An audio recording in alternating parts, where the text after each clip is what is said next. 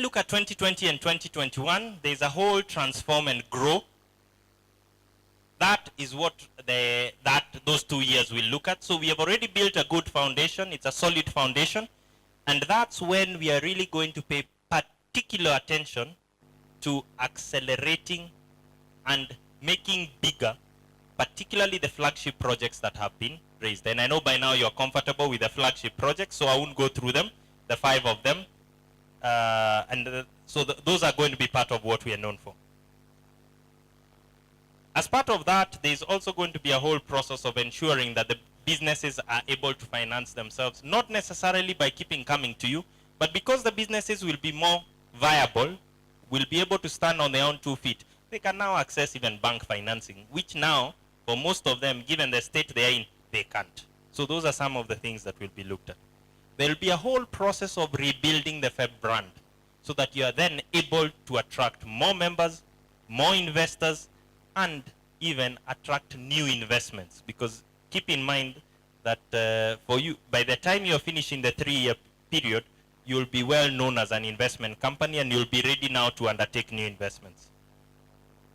Part of that process is the realization of the very, very close relationship between the society and the business, where we are looking at FEP holdings and each of the subsidiaries.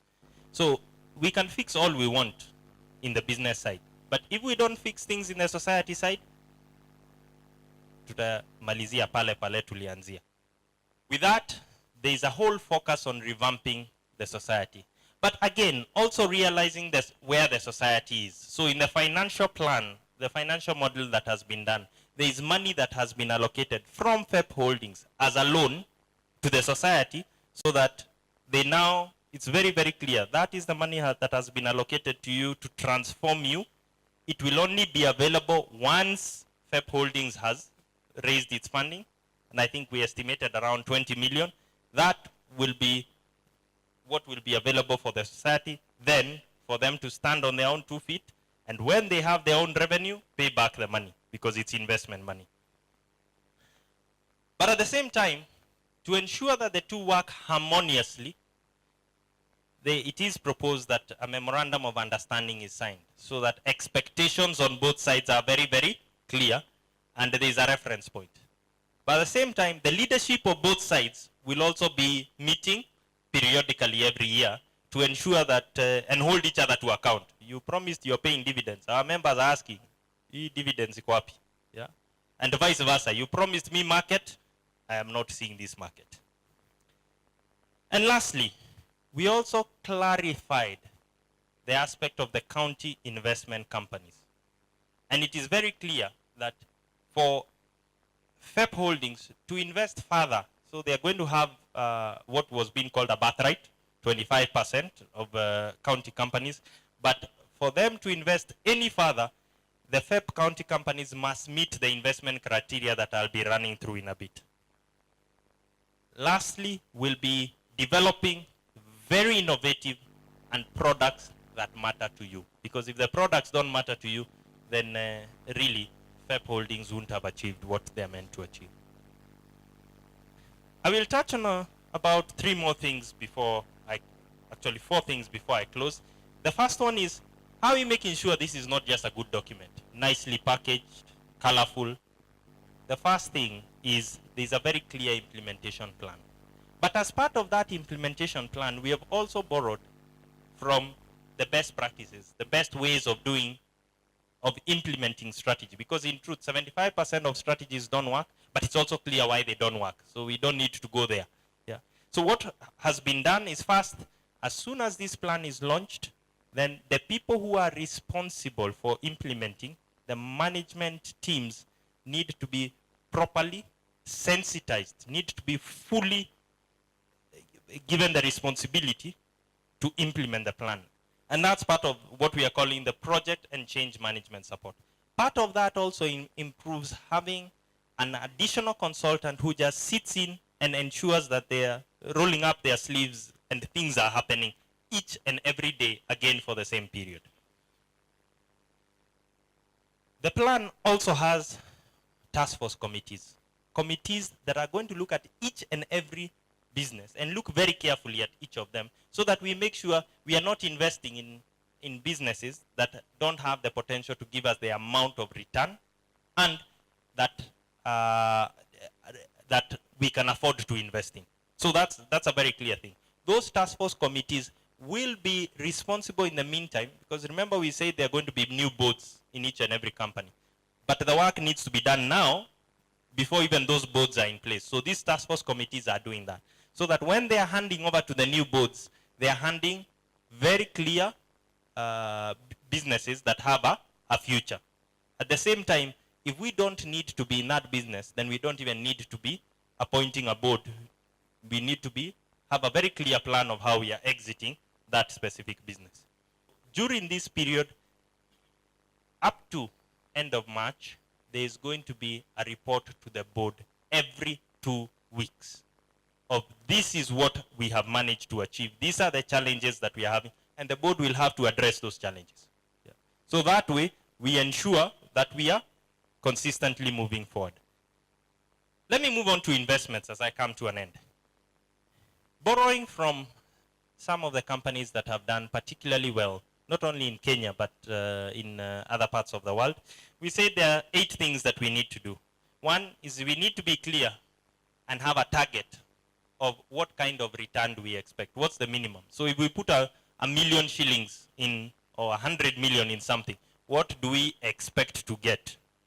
And we said 20% is the minimum return that we expect. So we will not invest in something on the average. So we said minimum is 13.5%, because that's what you can get if you invest with the government in a long term. We call it treasury bonds.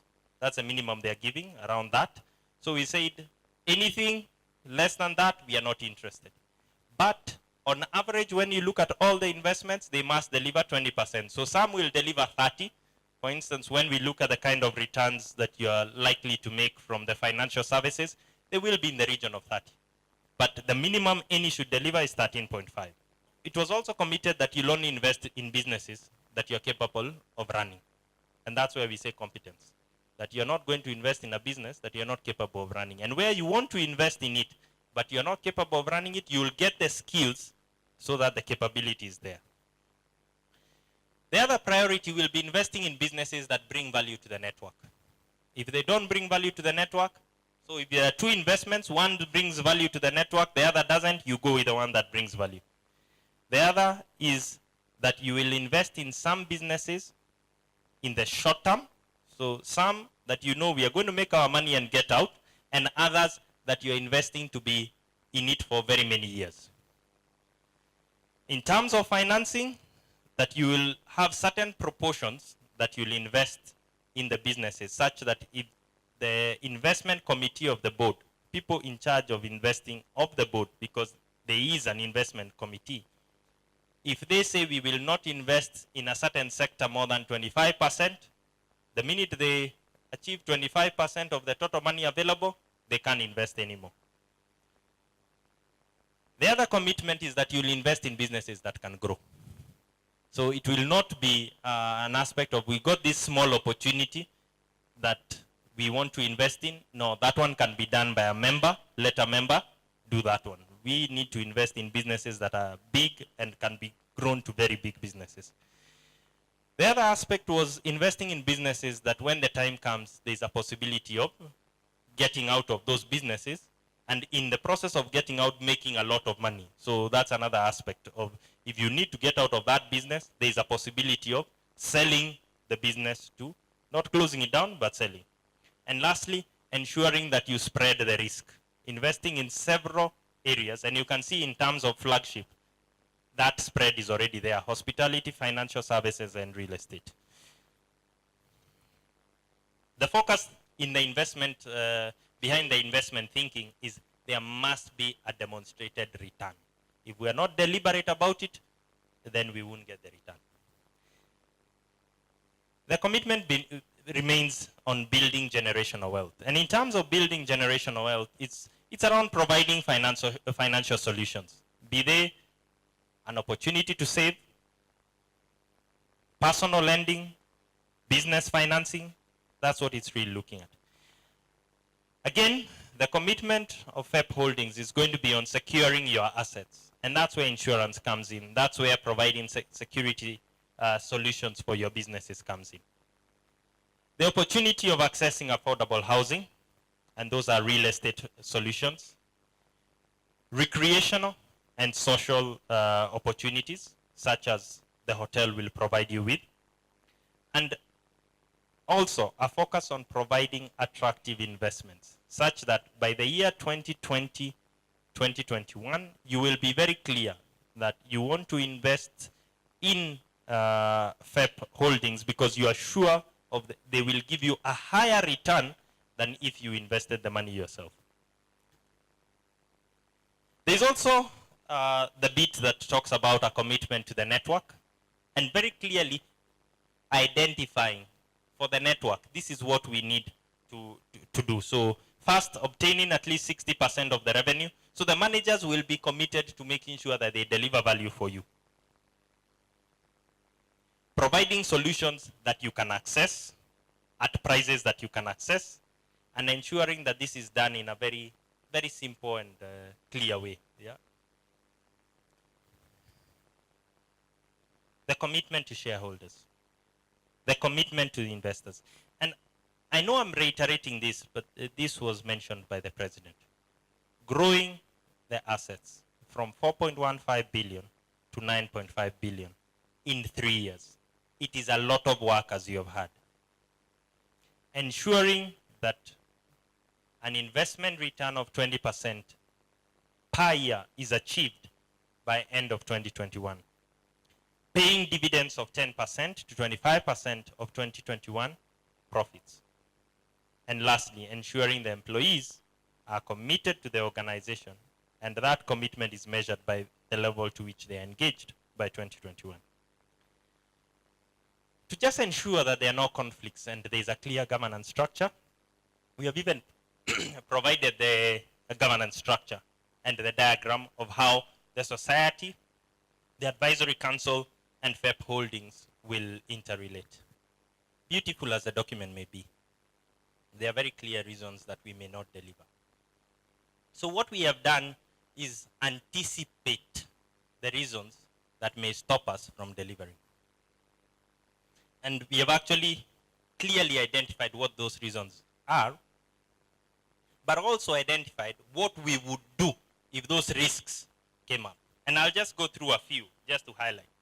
What if we did not put the kind of governance that is required for us to achieve? And very clearly we have said, because of some of the structures that we have put in place, we have made sure that that does not happen. So for instance, I spoke about the periodic, I think we're calling it summit meetings between the society and FEP Holdings. That will ensure accountability. So each party is held to account. Part of it will also be the reporting to you, specifically, to ensure that you also are in a position to be part of the accountability network and can hold the FEP board to account. The other is if you have a bad reputation, because then you won't be able to raise money. Financial institutions won't want to deal with you. The market that you're targeting won't want to deal with you. So we have said there needs to be a systematic way of managing the FEP brand. And again, there's a very clear plan, plan to that effect. There's also a risk that we may recruit very good people to come and turn around these businesses and they don't stay. So again, there is a plan of a very clear HR strategy that will ensure that even as they are coming on board, we are getting the right people who first appreciate where we are, and secondly, are ready to commit themselves to this journey that is going to be a tough journey. Sorry, one of the things I forgot to mention is on the reputational risk. There are two specific aspects that have been singled out that will need to be addressed. The first is dealing with issues of the past in terms of share certificates being issued and title deeds for Kisima. That has been scheduled and as a matter of priority in the first quarter, because if we don't deal with those historic issues, then we won't be able to move forward. The other two aspects are regulation. And as part of the process, there is going to be, and here the risk is if we don't meet the regulation requirements, one of the things has been making sure that there is a process. You know that internal audit role that we said in department, they will make sure that we comply. And they continuously monitor and raise a red flag to the board, and also they will be responsible for dealing with the various regulators. So if we're in financial services, then whichever the regulator is, they'll need to deal with them. The last one is if we're not able to raise money. And here we have said there's a clear risk that we may not be able to raise as much money, but there's also some level of mitigation. So for Kisima Real Estate, they are seated on a lot of land. So part of what they would do is sell some of the land at a lower price, but so that they have money to be able to improve and continue running. And those are some of the things that have been considered. In short, that's the commitment of ensuring that that vision, the vision that was defined, the vision that is still alive even today and still relevant, is achieved. FEP is a very powerful brand and has been. It is known, but it's known in most of the country. So we need to also maintain that brand so that the brand is a strong brand. Lastly, we need to uphold an ethical, high-performance oriented organization culture across the entire network.